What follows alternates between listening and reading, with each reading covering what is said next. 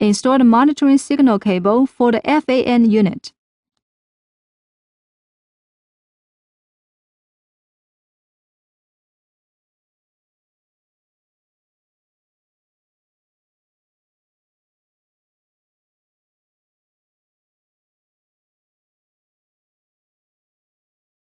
Install the monitoring signal cable for the DCDU01.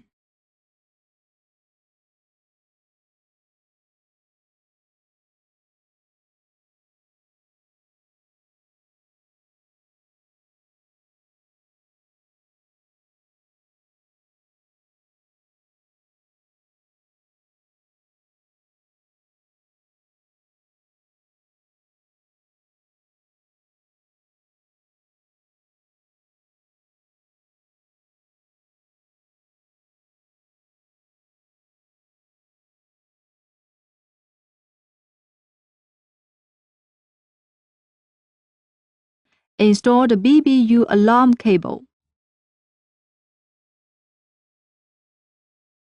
Connect the BBU alarm cable to the external equipment that needs to be monitored.